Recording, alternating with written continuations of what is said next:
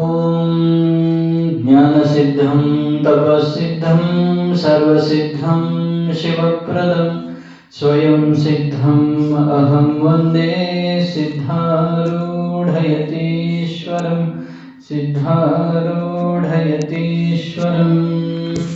वसुदेवसुतं देवं कंसचाणूरमर्दनं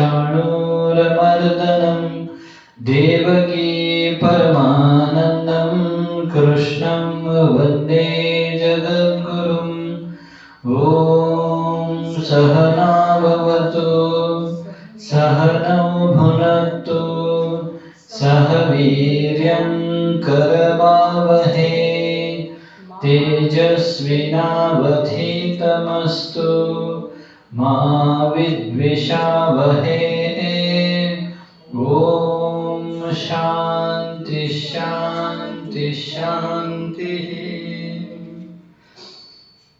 परम पूज्य प्रातस्मरणीय सच्चिदानंद स्वरूपी परमात्मा स्वरूपी जगद्गुरु सिद्धारूढांच्या दिव्य चरणी नतमस्तक होऊन त्यांचे स्वरूप श्रोत्रिय ब्रह्मनिष्ठ गीतोत्तम वेदांताचार्य अनंत श्री विभूषित सद्गुरु अप्पाजींच्या पावन चरणी दीर्घदंडवत प्रणाम करून अधिष्ठात्री सर्व देवतांना सर्व साधू संतांना वंदन करून उपस्थित साधक बांधवांच्या हृदय विद्यमान परमात्म्याला सुद्धा नमन करून प्रिय बंधूंनो, आपण श्री विचार चंद्रोदय या ग्रंथामध्ये चौथा जो कला आहे मैं पंचकोशातीत हूं आपण संपवलेला आहे। मैं पंचकोशातीत हूं संपवलेलं आहे। काय संपलं, काय कळालं? अन्नमय कोश, कोश किती आहेत एकूण? अन्नमय कोश, प्राणमय कोश, मनोमय कोश, विज्ञानमय कोश आणि आनंदमय कोश। अन्नमय कोश म्हणजे काय? हे जे पंचमहाभूतांनी बनलेलं आहे, आईच्या आणि वडिलांच्या रक्तवीर्याच्या संबंधाने म्हणजे अन्नाने, आणि बाळ पोटात जन्मतो आईच्या अन्नाने, बाहेर आल्यानंतर आईच्या दुधाने, नंतर जेवणाने म्हणजेच अन्नाने। म्हणजे एकंदरीत हे जे अन्नमय कोश आहे अन्नाचा विकार आहे। हे जे शरीर आहे हे अन्नाचा विकार आहे। विकार, मय या शब्दाचा अर्थ तिथे विकार घ्यायचा आहे आणि अन्नाचा हा शरीर विकार असल्यामुळे अन्नमय कोश आहे। हे जन्मापूर्वी नव्हता, मृत्यूनंतर नसणार आहे। हे काय आहे? नाशवंत आहे, मी अविनाशी आहे। कोण? मी, परमात्मा, आत्मा। पुढे प्राणमय कोश। प्राणमय कोश म्हणजे 5 कर्मेंद्रिय आणि 5 प्राण, हे मिळून प्राणमय कोश झाले। कोश म्हणजे आवरण, कपाट। कपाट आत काय ठेवलं कळत नाही ना, तसं इथे कोश म्हणजे आवरण। प्राणमय कोश हे जे आपल्याला आत्म्याचं स्वतःचं ज्ञान होत नाहीये, का होत नाहीये? या 5 आवरण आहेत।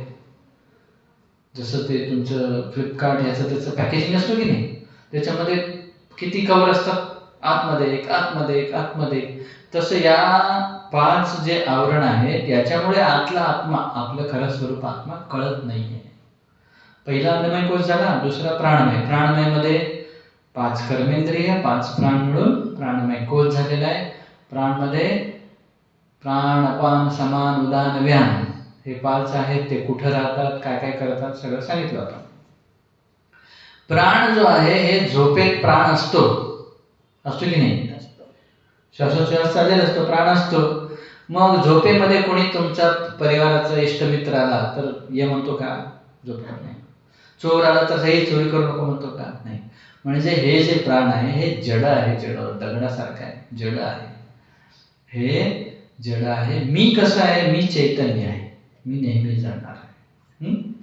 पुढे मनोमय कोश। प्राणमय कोश जड आहे आणि मी चैतन्य आहे, म्हणून प्राणमय कोश मी नाही आहे। मनोमय कोश, मनोमय कोश म्हणजे 5 कर्मेंद्रिय का ज्ञानेंद्रिय? 5 ज्ञानेंद्रिय आणि मन मिळून मनोमय कोश झालेला आहे। तर मन विकारी आहे. आज हे मागतो, उद्या ते मागतो, उद्या ते मागतो, काय काय मागतो. कधी राग करतो, कधी प्रेम करतो, कधी श्रद्धा करतो, कधी अश्रद्धा करतो, कधी आळस करतो. म्हणजे हे विकारी आहे, एकसारखं नाही. मी कसा आहे? मी निर्विकार आहे. मी आत्मा कधीही विकारी नाही. म्हणून मी काय? मनोमय कोश मी नाही. मी काय? आत्मा. पुढे विज्ञानमय कोश. विज्ञानमय कोश म्हणजे 5 ज्ञानेंद्रिय आणि बुद्धी या 2 पासून बनलेला आहे. त्यामुळे ही बुद्धी कशी आहे? झोपेत असते का बुद्धी? नसते, लय होते, हो की नाही? हे लय होणारी आहे. मी कशी आहे? मी नेहमी राहणार आहे. त्यामुळे मी काय? विज्ञानमय कोश मी नव्हे. पुढे येतो आनंदमय कोश, जे आपण काल पाहिला. आनंद जो आहे, काल थोडं शास्त्रीय शब्दाचा वापर जास्त झाला असं वाटलं मला, हो का? कळण्यासाठी अवघड गेला. आनंदमय कोश म्हणजे काय? सुख. सुख जो आहे ना, आपल्याला जेव्हा केव्हा सुख होतो. सुख कधी होतो? आपण काहीतरी पुण्य केलं असेल तर आपलं जे वृत्ती आहे, मनोवृत्ती आहे, ती अंतर्मुख होते. अंतर्मुख होऊन आतमध्ये आत्म्याचं मनामध्ये प्रतिबिंब पडल्यावर आपल्याला सुख होतो, ओके? पुण्याने काय वस्तू भेटतो? कुठला तरी तुमची आवडती वस्तू भेटतो. पुण्याने वस्तू मिळते. पुण्याने तुम्हाला जे आवडतं ते मिळतं. वस्तूच म्हणू नका, वस्तूच म्हणता येत नाही. पुण्याने मिळतं. हो. आणि हे आता काय म्हटलं तुम्ही? वस्तूच असं नाही म्हणजे पुण्याने वस्तू मिळतं आणि पुण्याने सुख मिळतो. सुख मिळतं. पुण्याने सुख मिळतो. सुख म्हणजे काय? सुख नाही काय का? पुण्याने सुख मिळतो. आपलं कन्फ्युजन हे आहे की वस्तूमुळे सुख मिळतो, ओके नाही? वस्तूमुळे तात्पुरतं सुख मिळेल. तेच कन्फ्युजन आहे तुमच्या. तुम्ही छान ऐका, ऐका, व्यवस्थित ऐका. पुण्याने सुख मिळतो. जेव्हा पुण्याचं फळ देण्यासाठी येतो त्यावेळेस ती वस्तू असो काही असो, त्यावेळेस आपली अंतर्मुख वृत्ती होते. बुद्धी जी आहे अंतर्मुख होते. अंतर्मुख झाल्यानंतर आतमध्ये मनामध्ये आत्म्याचं जेव्हा प्रतिबिंब पडतो, आत्मा आनंद आहे, तो प्रतिबिंब पडल्यानंतर काय वाटतं? सुख वाटतो. ते सुख शब्द का ठेवले त्याने? की ते प्रतिबिंब आहे, ओरिजिनल नाहीये. ओरिजिनल जो आहे त्याला नाव ठेवले आनंद. मनामध्ये त्या आत्म्याचं प्रतिबिंब जे पडलं, तो आत्मा आनंद स्वरूप आहे, प्रतिबिंब पण आनंद आहे, पण ते ओरिजिनल नसल्यामुळे, प्रतिबिंब असल्यामुळे त्याला सुख असं म्हणाले. कळालं ना? आता तो अंतर्मुख वृत्ती कशी होते? कशी होते? मी काल सांगितलं तुम्हाला की कुठलीही तुमची आवडते भजन लागला, ओके, भजन लागला, गाणं लागलं, किंवा आवडतं दृश्य आला, किंवा आवडती वस्तू भेटली, तर काय होतं त्यावेळेस? मन एकाग्र होतं. ती वस्तू प्राप्त झाल्या ती वस्तू, तुमचा तो इंद्रिय, आपण काल उदाहरण दिलं होता काय? गुलाबजामुनचा. गुलाबजामुन वस्तू झाला, इंद्रिय जीभ झाला, हो की नाही? आणि मन, हे तिन्ही एका ठिकाणी असलं पाहिजे.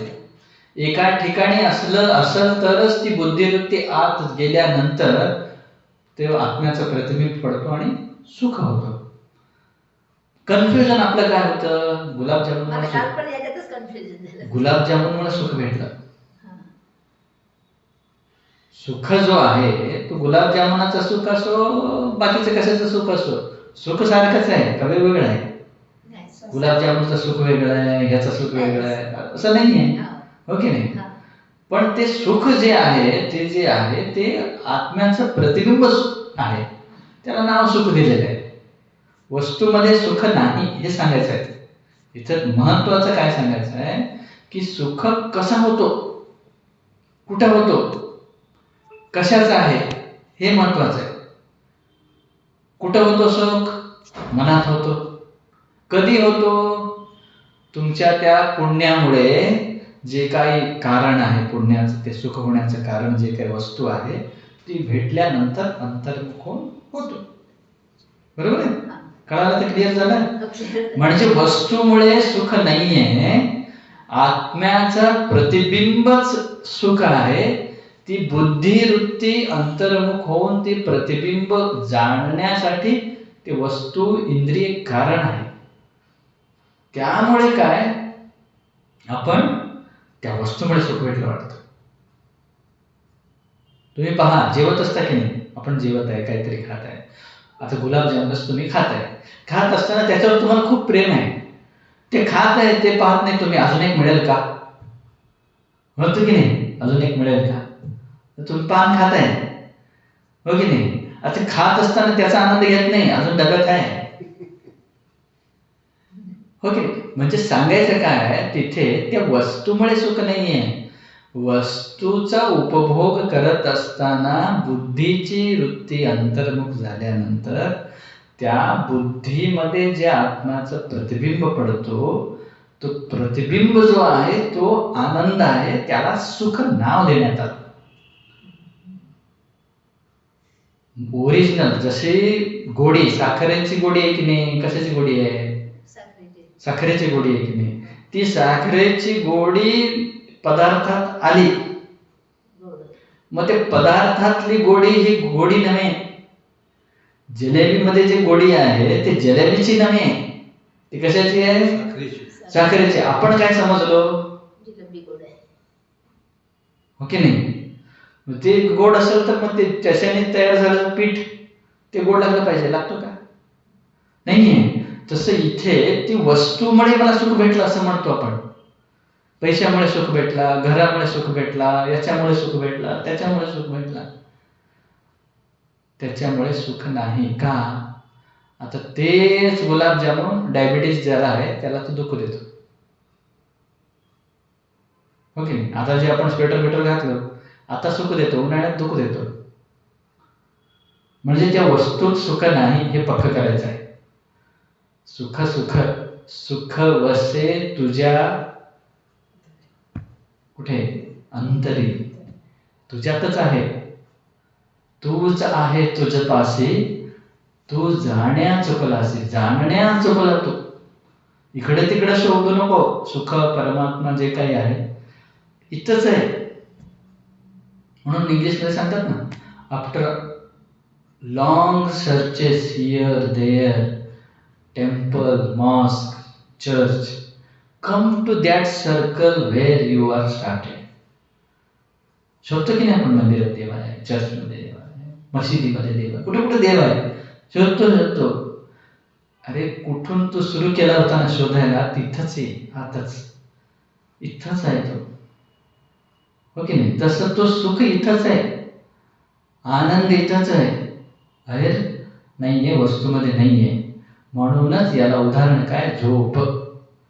झोपेमध्ये सुख आहे की नाही, का दुःख आहे, आनंदच आनंद आहे. म्हणूनच सकाळी उठायला नको वाटतं, स्पेशली थंडीत, हो की नाही. उठा वाटतं का सकाळी, अजून थोडं झोपू दे म्हणतात का. तिथं काय आहे का, तुमच्या वस्तू आहेत का, सुखाचे वस्तू, मन आहे का, बुद्धी आहे का, शरीराचं भान आहे का. फक्त आणि फक्त तिथं परमात्मा आहे, म्हणून आनंद आहे. तर त्यामुळे इथे काय म्हणाले, तो जो क्षणिक होणारा सुख आहे तो आनंदमय कोश आहे. तो सुद्धा मी नव्हे. मी काय आहे, मी आनंदाचा जो सोर्स आहे, ओरिजिन आहे, ते मी आहे. असं सांगून शेवटी काय म्हणाले, पंचकोश ज्याच्यावर अवलंबून आहे, आधारित आहे, तो मी आहे. विना मी काय, पंचकोशातीत आत्मा सच्चिदानंद स्वरूप मी आहे. याचं काम झालं. तर आज आपण काल सुरू केलं होतं 5वा कला अथा पंचम कला प्रारंभ. 3 अवस्था का मैं साक्षी हूँ. मी काय, 3 अवस्थाचा साक्षी आहे. काल पाहिलं आपण 3 अवस्था कुठले. तुम्ही म्हणाल बाल्यावस्था, यौवनावस्था, वृद्धावस्था, ते नव्हे. इथं काय, म्हणूनच दिले 106 नंबर प्रश्न 114 पेजवर. काय होता, 3 अवस्था कौन सी है, जागृत, स्वप्न और सुषुप्ती, ये 3 अवस्था है. ते जागृताचं आपण डेफिनेशन पाहत होतो, 72वा अंक 115 पेजवर भेटला का? हा, काय आहे 72वा पहा. स्वप्न और सुषुप्ति ते भिन्न इंद्रिय जन्य ज्ञान का और इंद्रिय जन्य ज्ञान के संस्कार का आधार काल सो जागृत अवस्था कहिए है. म्हणजे जागृत अवस्था, अवस्था म्हणजे हे कालवाचक आहे. काल काल काल म्हणजे काल ना, एक वेळ, जे वेळ आहे त्या वाचक आहे. कसं आहे, स्वप्न आणि सुषुप्तीपेक्षा वेगळं असावं. जागृत अवस्था कशाला म्हणायचं, स्वप्न असू नये आणि सुषुप्ती असू नये, त्याच्यापेक्षा वेगळं असणारा. आणि या जागृतामध्ये काय होतो, इंद्रियांमुळे ज्ञान होतो आणि पाठीमाग इंद्रियामुळे ज्ञान झालेल्याचा संस्कार सुद्धा असतो. कळालं? आता आपण जागेत आहे की नाही, काय चालू आहे, डोळ्याने पाहायचं चालू आहे, ओके. परत काय, हाताने पुस्तक पलटायचं चालू आहे, काय लिहायचं असेल तर लिहायचं चालू आहे, मच्छर चालवतात, काय काय चालू आहे, म्हणजे हे इंद्रियाची ऍक्टिव्हिटी चालू आहे, ओके नाही. मग हे इंद्रिय जन्य ज्ञान, आता ज्ञान होते की नाही, सगळं ज्ञान होतंय. आणि काल काय काय ज्ञान झालं होतं ते आठवण आहे. मग हे दोन्ही जिथे आहे त्याला जागृत म्हणतात. असं एवढं वाईट का देत आहेत, कळेल पुढे. पुढे पहा, स्वप्न, स्वप्नाला काय म्हणत आहे, इंद्रिय से अजन्य विषय गोचर अंतःकरण की अपरोक्ष वृत्ति का काल स्वप्न अवस्था कहिए है. काय हो, इंद्रिय से अजन्य, स्वप्नामध्ये आपले इंद्रिय असतात का, म्हणजे ते स्वप्नात जे आपल्याला ज्ञान होत आहे ते या इंद्रियाने नसतो, म्हणून तिथे इंद्रिय से अजन्य. विषय गोचर, विषय गोचर म्हणजे काय, स्वप्नामध्ये वस्तू दिसतात ना, विषय म्हणजे वस्तू, स्वप्नामध्ये वस्तू दिसतात, ते गोचर म्हणजे दिसणे, विषय गोचर. विषय म्हणजे वस्तू, गोचर म्हणजे अनुभवाला येणे. अंतःकरण की अपरोक्ष वृत्ती का काल म्हणजे काय, स्वप्न बाहेर दिसत नाही, अंतःकरणातच असतो. स्वप्नातला जो जगत आहे ना, स्वप्नातले जे वस्तू आहेत कुठे, जागृतातले वस्तू कुठे आहेत, बाहेर आहेत. स्वप्नातले वस्तू आतमध्येच, आणि ते कसे आहेत, अपरोक्ष. अपरोक्ष म्हणजे प्रत्यक्ष आहेत. मग त्या स्वप्नामध्ये वस्तूंचं जे प्रत्यक्ष ज्ञान होत आहे, पण ते इंद्रियाने जन्य नाही. पाठीमागे काय दिले होते, इंद्रिय जन्य आणि इंद्रिय जन्याचा संस्कार दोन्ही दिले होते, ओके नाही. इथं काय म्हणाले, इंद्रिय से अजन्य आणि काय, विषय गोचर. इंद्रिय नाही आहे पण वस्तू दिसत आहे. कसं दिसत आहे, अंतःकरणात दिसत आहे. आणि कसं दिसत आहे, प्रत्यक्ष दिसत आहे, आठवून दिसत नाहीये. तिथे जे जागृतात काय दिले होते, इंद्रिय से जन्य संस्कार म्हटले होते की नाही, तिथे स्वप्नात संस्कार नाही आहे, प्रत्यक्ष दिसत आहे. त्यामुळे याला स्वप्न म्हणायचं. डिटेल येईल, अजून पुढे डिटेल येणार आहे. जागृत अवस्था कसं कसं दिसतो, स्वप्न कसं कसं पडतो, झोप, सुषुप्ती काय काय, सगळं पुढे डिटेलमध्ये येणार आहे. पुढे सुषुप्ती, सुषुप्ती 74 अंक काय म्हणतात, सुख गोचर और अविद्या गोचर. अविद्या की वृत्ति का काल सुषुप्ति अवस्था है. सुषुप्ती कशाला म्हणायचं, सुख सुप्तोहम न किंचिदपि वेदिशम म्हणजे काय, सुख गोचर, सुख अनुभव आहे झोपेत. आणि अविद्या गोचर, अविद्या गोचर म्हणजे काय, बाकीचं मला काहीच माहित नाही आहे, हो ना. सुख जाणतो आणि काय होतं रे झोपेत म्हणलं तर मी बाकीचं काही जाणलं नाही. म्हणजे अविद्या आणि सुख दोन्ही जिथे अनुभव येतो त्या अविद्याच्या वृत्तीच्या काळाला काय म्हणतात, सुषुप्ती अवस्था. ठीक आहे, पुढे जायचं. 116 नंबर पेजवर पहा, जागृत अवस्था का मैं साक्षी हूँ, या जागृत अवस्थाला जाणणारा मी साक्षी आहे असं त्यांनी हेडिंग दिले. पुढे म्हणजे त्यांना हे समजायचं आहे काय, जागृत अवस्था मी नव्हे, जागृत अवस्था जाणणारा मी आहे असं सांगायचं त्यांना. 107 नंबर प्रश्न छान आहे पाहे. काय म्हणतात, जागृत अवस्था सो क्या है, जागृत अवस्था कशाला म्हणायचं. उत्तर, 14 इंद्रिय अध्यात्म है, तिनके 14 देवता अधिदेव है, तिनके 14 विषय अधिभूत है, इन 42 तत्वन से जिस विषय व्यवहार होवे सो जागृत अवस्था है. आता इतके दिवस तुम्ही अध्यात्म अध्यात्म म्हणाले की नाही, अध्यात्म म्हणजे काय माहित होतं का नाही, ते सांगत आहेत पहा. 14 इंद्रिय जे आहे त्याला अध्यात्म म्हणावं असं वर दिले ना. 14 इंद्रिय अध्यात्म आहे, त्या अध्यात्मावर टिप्पणी दिली बघा 75 नंबर खाली. काय, आत्मा को आश्रय करके वर्तने वाला वर्तमान जो स्थूल सूक्ष्म शरीर वे अध्यात्म कहिए है. इंद्रिय अधिक दिले ना तिथे, मी थोडं त्याच्यात बदलाव केला. काय, आत्माला आश्रय करून जो सध्या तुम्हाला अनुभवाला येत आहे सूक्ष्म आणि स्थूल शरीर, याला काय म्हणायचं, अध्यात्म. आत्माच्या आधारावर आहे, आत्मा नाहीये तर हे नाहीये. आत्माला आधार करून जे हे स्थूल आणि सूक्ष्म शरीर आहे याला काय म्हणायचं, अध्यात्म. पुढे, तिनके 14 देवता अधिदेव म्हणले होते ना वर, त्याच्यावर 76 टिप्पणी दिलेल्या आहे. स्वसंघात से भिन्न होवे और चक्षु इंद्रिय का अविषय होवे सो अधिदैव कहिए है. हो की नाही, काय कळालं नाही कळालं. स्वसंघात, स्व म्हणजे आत्मा, स्व म्हणजे आत्मा, संघात म्हणजे दोन वस्तूंचा एकत्र जिथे येतो त्याला संघात म्हणतात. संघ म्हणतो की नाही आपण, संघ. तसं इथे स्थूल आणि सूक्ष्म शरीराला संघात म्हणतात. आत्मा, तेच अध्यात्मालाच ते दुसरा शब्द प्रयोग केले. अध्यात्म म्हणजेच ते काय, आत्माला आश्रय करून राहणारा जो स्थूल शरीर सूक्ष्म शरीर आहे त्याला अध्यात्म म्हणतात, म्हणजे की नाही. त्याला इथं शब्द काय प्रयोग करत आहेत, स्वसंघात. स्व म्हणजे आत्मा, संघात म्हणजे स्थूल आणि सूक्ष्म शरीर. इससे भिन्न होवे, याच्यापेक्षा वेगळा असणारा.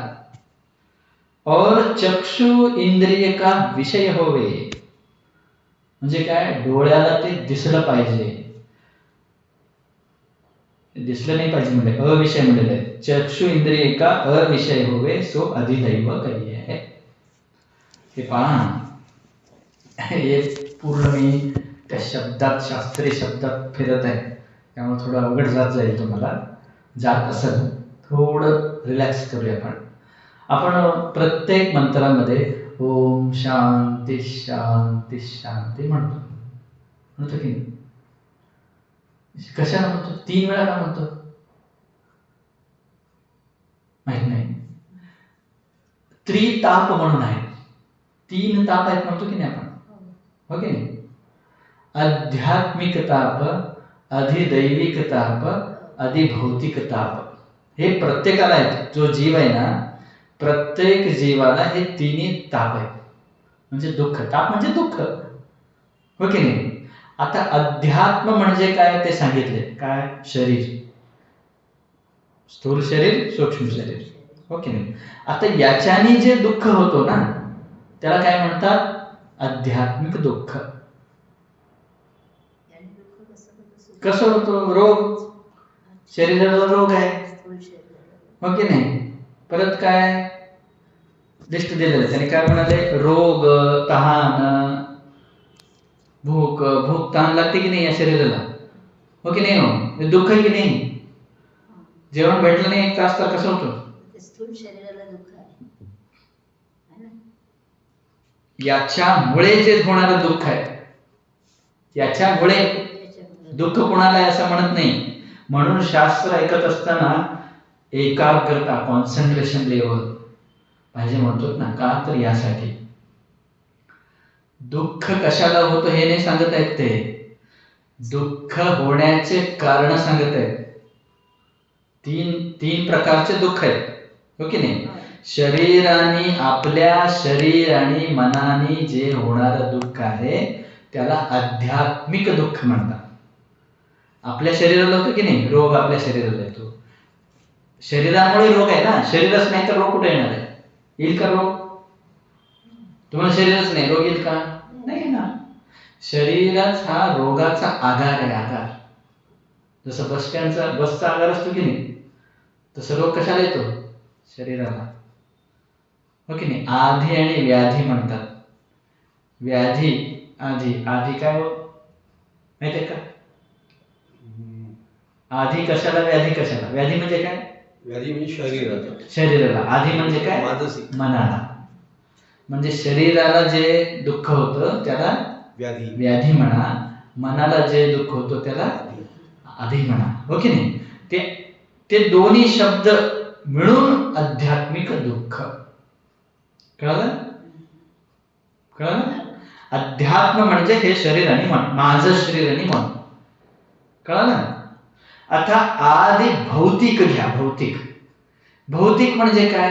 माझ्या मन आणि शरीराच्या व्यतिरिक्त जे आहे दुसरे, त्यांच्यामुळे जर मला दुःख होत असेल तर त्याला काय म्हणायचं? आधी भौतिक दुःख. हे सामान्य झालं. ते शास्त्रीय भाषात काय? स्वसंगात से भिन्न होवे और चक्षु इंद्रिय का विषय होवे, त्याला काय म्हणायचं? आधी भौतिक, हो की नाही. आता आपल्या शरीराला रोग आलं, आपल्या मनाला दुःख झालं, दुःख होतो, हो की नाही. आता आपल्या वैरीने काहीतरी म्हणालं, साप पाहिल्यावर काय होतं? दुःखच होतं ना. साप काय आहे? तुम्ही आहे का? तुमच्या शरीर आणि मनाच्या पेक्षा वेगळा आहे आणि डोळ्याला दिसणार आहे, हो की नाही. दिसतो ना साप डोळ्याला दिसल्यावरच भीती वाटते. अविषय म्हटलं नाही, ते मी उलट सांगत आहे, खालचं अगोदर सांगत आहे. अगोदर भौतिक सांगत आहे, नंतर दैविक सांगणार आहे. कळालं काय? म्हणजे माझ्या शरीराने आणि मनाने जे, आता शरीराने काय, स्वतःच्या शरीराने तुम्ही जास्त काहीतरी गोड खाल्ला, हे खाल्ला, ते खाल्ला, डायबिटीस होतो, ते दुःख होतं. मन असं गप्प बसलेलं आहे, नाही ते फालतू जुना कुठला तरी आठवण काढला, कुणी वारलेलं गेलेलं, काय तरी केलेलं, दुःख होतं की नाही. मग हे कशाने जनरेट झालं? माझ्याने मलाच दुःख जनरेट झालं, बरोबर आहे. आता बाहेरचा माणूस येणारा जाणारा उगीच तुम्हाला शिव्या दिला, काहीतरी बोलला, बाहेरून येऊन तुम्हाला मच्छर चावतो की नाही. मग त्याला तुम्ही निमित्त आहे का? नाही, तो निमित्त आहे. मग तो डोळ्याला दिसला पाहिजे आणि तुमच्यापेक्षा वेगळा असला पाहिजे, त्याला काय म्हणतात? आधी भौतिक. कळलं ना. आता तुमच्यापेक्षा वेगळा असला पाहिजे पण डोळ्याला दिसू नये, ते आधी दैविक. कसं? भूत प्रेत दिसतो का डोळ्याला? भूत बाधा झाली, दुःख होतं की नाही, हो की नाही. आणि ते थंडी दिसत आहे का तुम्हाला? दुःख होत आहे की नाही थंडीमध्ये? पाऊस खूप आला, पाऊस दिसतो, हो की नाही. म्हणजे आता ते कोरोना आला, दिसला का तुम्हाला कोरोना डोळ्याला? जे डोळ्याला दिसत नाही, जसं हेच थंडी आहे, ऊन आहे, किंवा खूप वारा सुटलेला आहे, जे काय नॅचरल, काय म्हणतो तुम्ही त्याला? कॅलॅमिटी. हा, ते जे आहे त्याच्याने जे होणार आहे, जसे डोळ्याला, म्हणजे म्हणूनच त्यांनी डेफिनेशन खूप महत्वाचं आहे. डेफिनेशन काय दिले? माझं शरीर आणि मनापेक्षा वेगळा असावा. डोळ्याला दिसत असेल तर त्याला आधी भौतिक म्हणा, डोळ्याला दिसत नसेल तर त्याला आधी दैविक म्हणा. कळालं का? या तिन्ही प्रकारे होणाऱ्या दुःखाला आध्यात्मिक दुःख, आधी भौतिक दुःख आदिदैविक दुःख, यालाच त्रिताप म्हणतात. हे त्रिताप घालवणे म्हणजेच मोक्ष आहे. हे त्रितापाचा नाश करून घेणेच मोक्ष आहे असं हे शास्त्रात सांगतो. म्हणूनच ओम शांती शांती शांती 3 वेळा म्हणतो आपण. आता तिथं दुःख सांगण्याचा अभिप्रेत नव्हता इथे. इथं जो चाललेला आहे, इथं दुःख म्हणून शब्द प्रयोग केलेला नाही. ते आदिभौतिक दुःख, आध्यात्मिक दुःख, आदिदैविक दुःख म्हटलेलं नाहीये. तुम्हाला आम्हाला कळण्यासाठी मी सांगत आहे. काय इथं काय आहे? अध्यात्म, अधिदैव, अधिभूत आहे. कळलं? अधिभूत अध्यात्म म्हणजे काय? आत्माला आश्रय करून जे हे स्थूल आणि सूक्ष्म शरीर आहे याला अध्यात्म म्हणा. आणि याच्या व्यतिरिक्त जो आहे पण डोळ्याला जे दिसतो त्याला काय म्हणा? आदि भौतिक. आणि माझ्यापेक्षा व्यतिरिक्त आहे आणि जे डोळ्याला दिसत नाही त्याला आदि दैविक. कळालं हे? आता इन 42 तत्वों से जिस विषय व्यवहार होवे सो जागृत अवस्था है. म्हणजे अध्यात्म किती आहेत? 14 आहेत. आदिदेव 14 आहेत. आदिभूत 14 आहेत. ते सोडा, ते संपलं. ते जे अध्यात्म, आदिभौतिक दुःख, ते दुःख सोडा. इथं दुःख नाहीये. ते कळण्यासाठी सांगितलं. ते कळलं विसरा ते. इथं काय चालू आहे पहा. इथं काय चालू आहे? जागृत अवस्था कशाला म्हणायचं? जागृत अवस्था म्हणजे 14 इंद्रिय, त्याला अध्यात्म म्हणाले.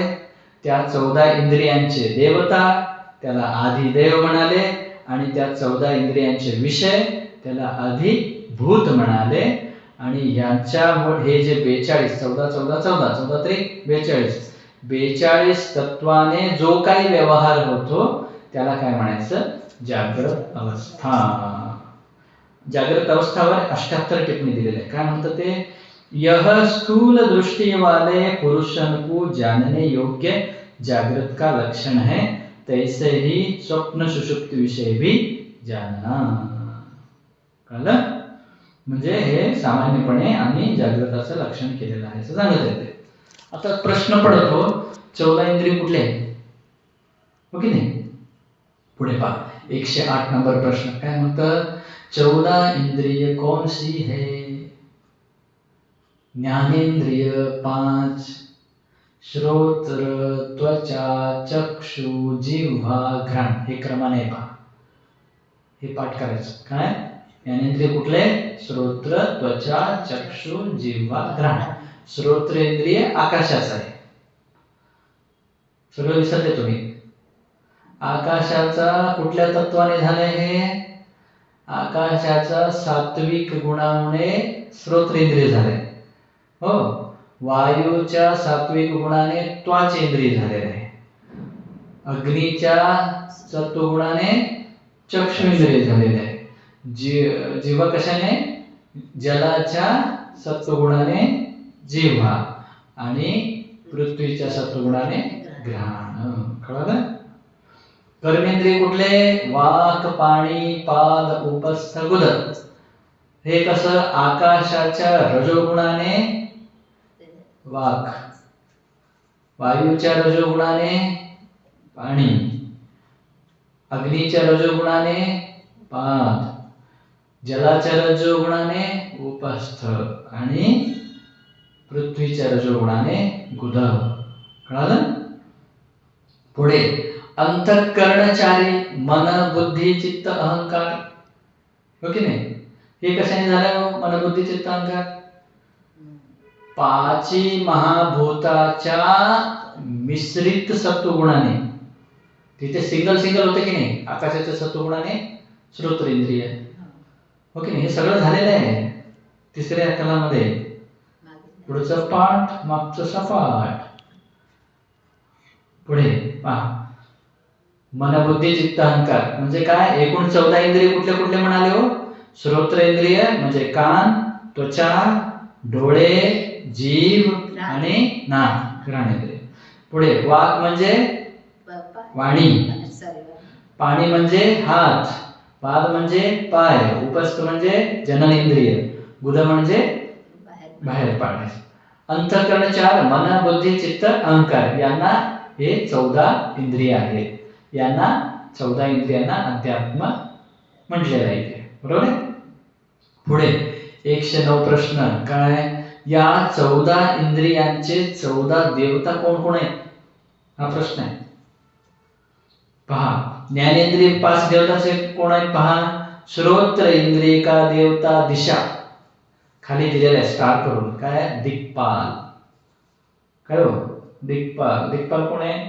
काशीचा दिक्पाल कोण आहे? कालभैरव. हो की नाही.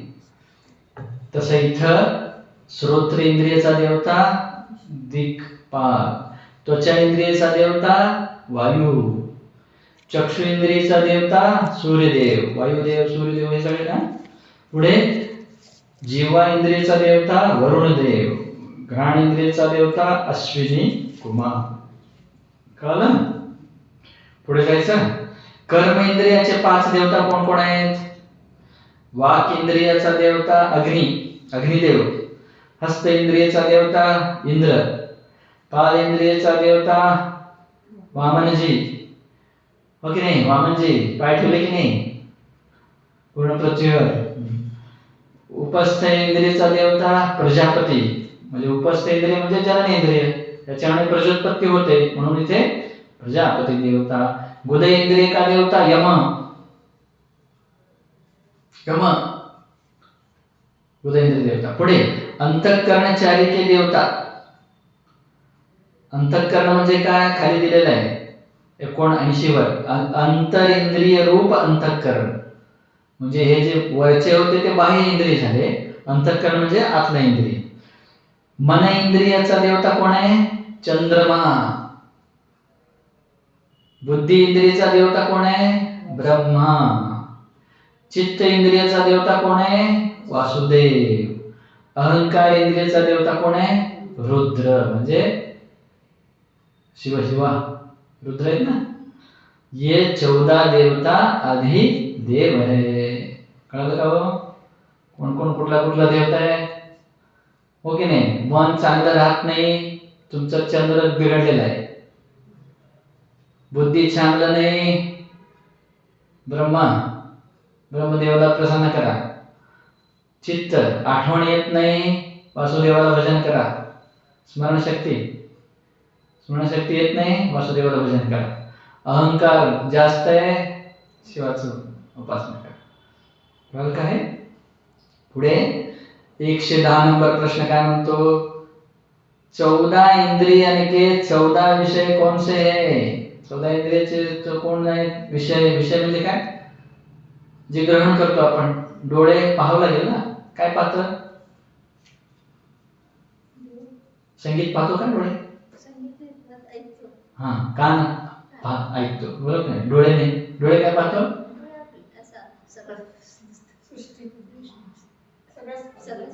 इथे आहे पहा, ज्ञान इंद्रिय 5 के विषय काय? शब्द, शब्द कशाचा आहे विषय? कानाचा. स्पर्श कशाचा आहे? त्वचेचा. रूप कशाचा आहे? डोळ्याचा. डोळा काय पाहतो?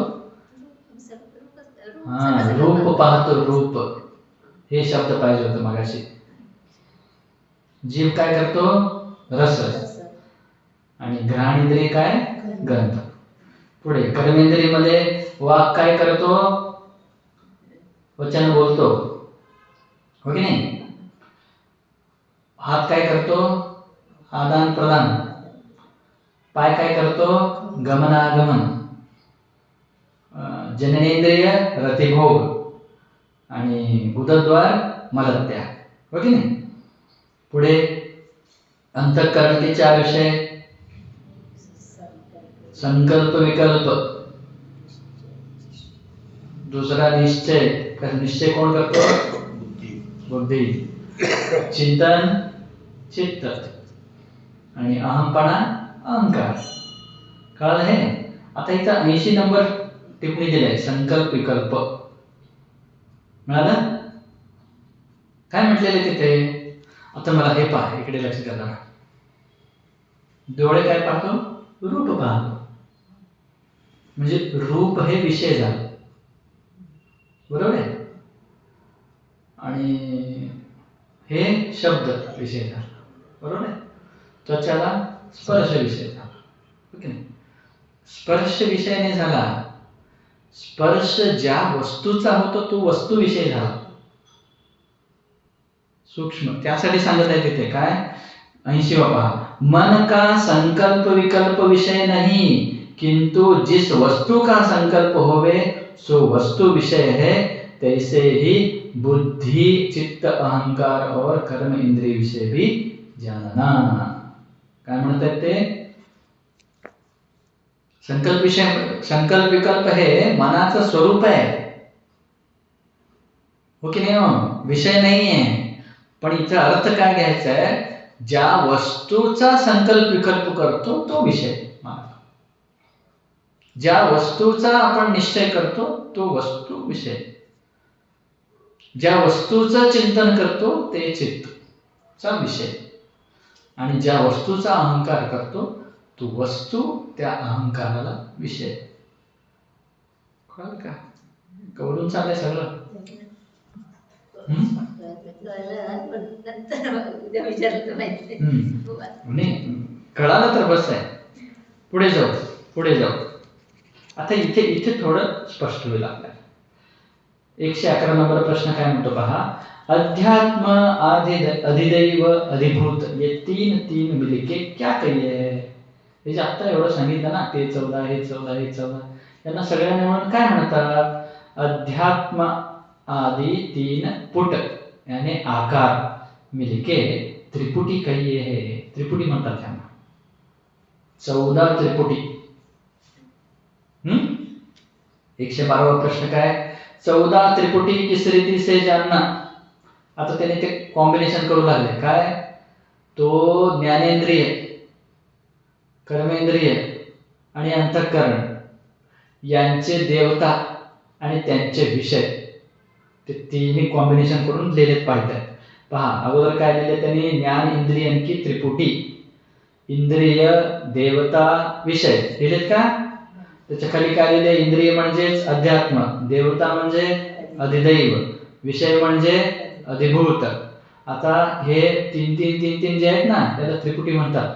श्रोत्र इंद्रिय, दिशा देवता, शब्द विषय, त्वचा इंद्रिय, वायु देवता, स्पर्श विषय, चक्षु इंद्रिय, सूर्य देवता, रूप विषय.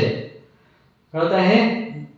जिह्वा इंद्रिय, वरुण देवता, रस विषय, घ्राण इंद्रिय, अश्विनी कुमार देवता, गंध विषय. कळलं हे, कळत आहे, ते सोपं झालं आता आहे ना. पुढे कर्म इंद्रियांकी त्रिपुटीमध्ये वर दिले पहा, इंद्रिय देवता विषय, अध्यात्म अधिदैव अधिभूत, वाक इंद्रिय, अग्नि देवता, वचन क्रिया विषय झाला आहे. हस्त इंद्रिय, इंद्रिय देवता, लेना देना विषय. लेना देना नाही, ज्या वस्तूचं तुम्ही घेणार देणार आहे तो विषय. कळलं का, हे थोडं सूक्ष्म इथे घ्यायचं. वचन म्हणजे काय, बोलणं, ज्या वस्तूबद्दल बोलतो तो विषय, जे वस्तू घेतो देतो तो विषय. पाद इंद्रिय, वामनजी देवता, गमन आगमन काय ते विषय. म्हणजे गमन आगमन म्हणजे कुठं जातो आणि कुठं येतो तो विषय. पुढे उपस्थ इंद्रिय, प्रजापती देवता, रतिभोग विषय, गुद इंद्रिय, यम देवता, मलत्याग विषय. पुढे अंतःकरण चार की त्रिपुटी, मन इंद्रिय, चंद्रमा देवता, संकल्प विकल्प ज्या वस्तूचा करतो तो विषय, बुद्धी इंद्रिय, ब्रह्मा देवता, निश्चय ज्या वस्तूचा निश्चय करतो तो विषय, चित्त इंद्रिय, वासुदेव देवता, चिंतन ज्या वस्तूचं चिंतन करतात ते वस्तू विषय, अहंकार इंद्रिय, रुद्र देवता, अहंपना ज्या वस्तूचा अहम अहम करतो ती वस्तू विषय. इस रीति से 14 त्रिपुटी जाननी. हो की नाही? एवढं सगळं सांगितलं हो. कशासाठी सांगितलं तुम्ही एवढं सगळं आम्हाला? पुढे सांगतात पहा 113वा प्रश्न काय म्हणतात? इन त्रिपुटीन का क्या स्वभाव है? या त्रिपुटींचा स्वभाव काय आहे? तीन पदार्थन की जे त्रिपुटी है. हे पहा, हे जरा शब्द थोडं लक्ष द्यायचं आहे. तीन म्हणजे तीन म्हणजे तीन. तीन म्हणजे त्या. अच्छा, तीन म्हणजे रस्व 3 आणि दीर्घ 3 फरक आहे. हा, बरोबर. हा, पहिलं रस्व आहे का दीर्घ आहे? नाही, दीर्घच आहे. दोन्ही दोन्ही दीर्घ आहे. दोन्ही दीर्घ. तिथं बदलाव करून घ्या. दुसरा जो आहे त्याला पहिलं विनंती टाका. हा. हो ना? त्या 3 पदार्थ की जे त्रिपुटी है, म्हणजे त्या 3 पदार्थाचं जे त्रिपुटी आहे, तिनमें से एक न होवे तो तीस का व्यवहार न चले. हे जे आता सांगितलं ना मी, 3 जोडे, जोडी सांगितलं ना 3, त्याला त्रिपुटी म्हणतात ना. याच्यामधलं एक जरी नसत तरी होणार नाही काय? व्यवहार. कसं? इंद्रिय और देवता होवे और तिसका विषय न होवे तो भी व्यवहार न चले. डोळे आहेत, सूर्य देवता पण आहे, पाहायला वस्तूच नाही आहे, काय करणार आहे? पाहणारी वस्तू नाही. विषय और इंद्रिय होवे और देवता न होवे म्हणजे काय? वस्तू आहे तुमच्या समोर, डोळे पण आहे, अंधार आहे, पाहू शकता का? नाही. म्हणजे तो अग्निदेवता पाहिजे, सूर्यदेवता पाहिजे, कळत का? सूर्य नसेल तर डोळे असून अंधारासारखा, इथं सांगायचं त्यांना. ऐसे सर्व त्रिपुटी विषय जानना. असं प्रत्येकचं पहा. काय हो? डोळे आहे, वस्तू आहे, सूर्यप्रकाश नाही, व्यवहार होत नाही. वस्तू आहे, सूर्यप्रकाश आहे, डोळे नाही, व्यवहार होत नाही. वस्तू आहे, नाही, डोळे आहे, सूर्यप्रकाश पण आहे, वस्तूच नाही, काहीच पाहू शकणार नाही. त्यामुळे हे तिन्ही असं तरच व्यवहार होतो. तसं प्रत्येकाचं घ्या, डोळ्याचं झालं, कानाचं झालं, जे काही आता 14 सांगितले ना, ते सगळे असतील तरच व्यवहार होतो, नाहीतर व्यवहार होत नाही. आणि हे 14 आपण जे काही जागे असतो ना, जागे असताना या 14चा व्यवहारच करतो. 14 घेऊन 14 इंद्रिय, 14 देवता, 14 विषय यांना घेऊन जे व्यवहार करतो ना, याला जागृत अवस्था म्हणतात. त्यांना ते सांगायचं आहे. तर स्पष्ट झालं की जागृत अवस्था कशाला म्हणतात? हे 14 इंद्रिय, 14 देवता, 14 विषय यांचं सगळ्यांचं मिळून जे काही व्यवहार करतो आपण, त्यालाच जागृत अवस्था म्हणावं. कळालं? म्हणजे प्रत्येक काम करताना, काही करताना देव म्हणजे राहतो. आता सूर्य नाही तर तुम्ही कसं पाहणार आहे? डोळे आहेत चांगले, वस्तू आहेत. आता लाईट बंद केलं, काय पाहणार आहे तुम्ही? पाहू शकता का? नाही. मग डोळेच नाही आहे, व सूर्य पण आहे आणि वस्तू पण आहे, आंधळा व्यक्ती काय करू शकतो? नाही करू शकत. डोळे पण छान आहे, उजेड पण पडलेला आहे, पाहायला काहीच नाही. उदाहरण सांगायचं का? उदाहरणासाठी हा, घरी तुम्ही टीव्ही पाहायला बसलाय, लाईट गेली, पहा टीव्ही, कसं पाहू शकता? तर इलेक्ट्रिसिटी म्हणजे देवता. उदाहरणासाठी इलेक्ट्रिसिटी म्हणजे देवता, हो की नाही? तो असेल तर टीव्ही दिसतो. टीव्ही दिसत आहे, इलेक्ट्रिसिटी आहे, तुम्ही डोळे बंद करून बसला, दिसत का? नाही, हो की नाही? तिन्ही पाहिजे.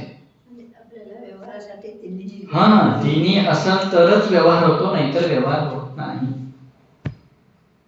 म्हणजे तिन्ही पैकी एक जरी नसला तरी व्यवहार होत नाही.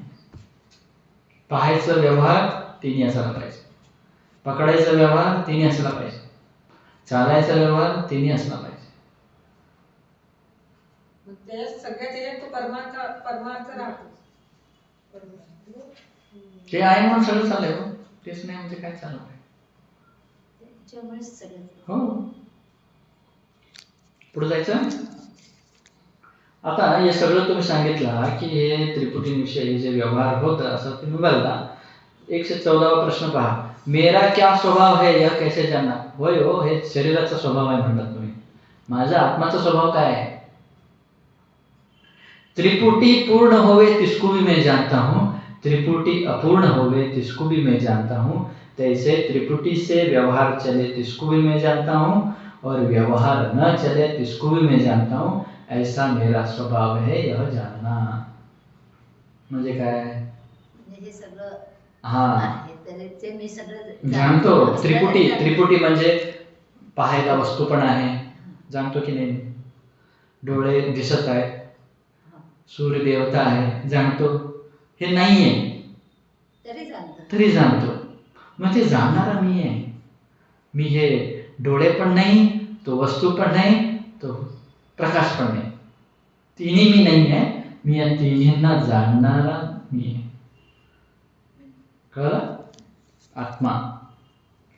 इस कथन से क्या भया. हे जे सांगितलं ना तुम्ही एवढं, त्याच्यामुळे काय झालं. त्रिपुटी में जिस विषय व्यवहार चलता है ऐसी जागृत अवस्था है यह सिद्ध भया. एवढं सगळं तुम्हाला सांगितलं. याचं निष्कर्ष काय. या त्रिपुटीमुळेच व्यवहार होतो, यालाच जागृत अवस्था म्हणावं. पुढे.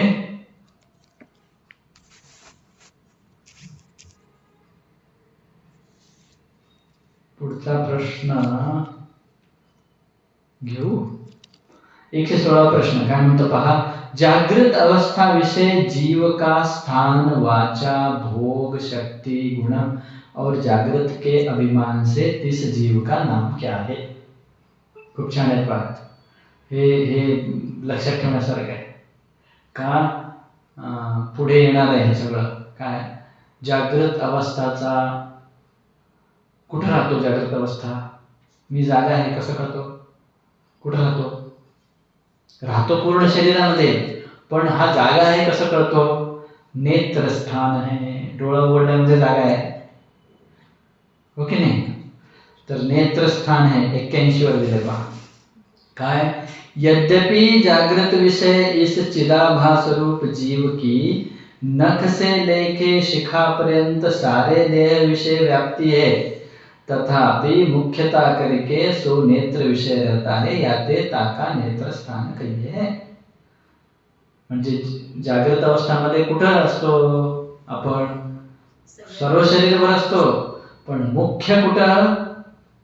डोळ्यामध्ये. कळलं. म्हणजे जागृत अवस्था कुठं आहे. स्थान काय. डोळे. आणि वाचा वाणी कुठली आहे. वैखरी.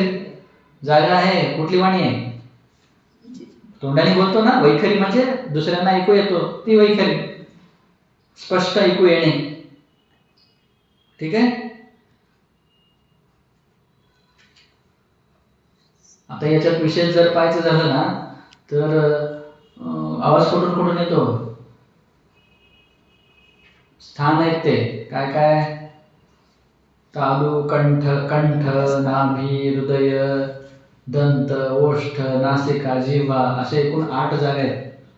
8 जागेतून आवाज येतो. कंठातून तर येतो सगळ्यांना माहित आहे. जिव्हा. हा जीभ नसेल तर बोलू शकत नाही, हो की नाही. दात नसेल तर त थ द ध न म्हणता येत नाही. हे व्याकरण मध्ये येतो. संस्कृत मध्ये क ख ग घ न हे आहेत ना. क वर्ग म्हणतात त्याला.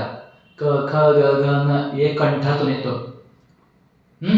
प फ ब भ म हे ओठातून येतो. ओठ न शिवता म्हणा पाहू. म्हणू शकता का. प फ ब भ म ओठ जोडायचं नाही. म्हणू शकता का. नाही. याला ओष्ठ वर्ण म्हणतात. त थ द ध न दंत वर्ण म्हणतात त्याला. दात जोडावं लागतं. त थ द ध न म्हणायचं असतं. न दात जोडता म्हणा. ज्यांना दात नाहीये त्यांना व्यवस्थित त थ द ध न म्हणता येत नाही. म्हाताऱ्या व्यक्तींना, हो की नाही. आणि ट ठ ड ढण म्हणून पहा. ट ठ ड ढण म्हणत असताना तुमचा जीभ वाकडा होऊन वर मारतो. ट ठ ड ढण. कळलं? तर याला काय म्हणतात? मूर्धा. मूर्धा म्हणतात त्याला संस्कृतमध्ये, मूर्धा. आणि कुठला राहिला? च छ ज झ य. हे कसं? च छ ज झ य म्हणत असताना जीभ असा होऊन लागतो. ट ठ ड म्हणताना जीभ असा होऊन लागतो. त्याला तालू म्हणतात. तालू.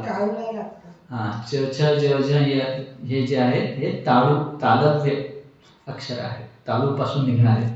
आणि परत काय? नाकाने म्हणतो की नाही? अनुस्वार. नाकाने.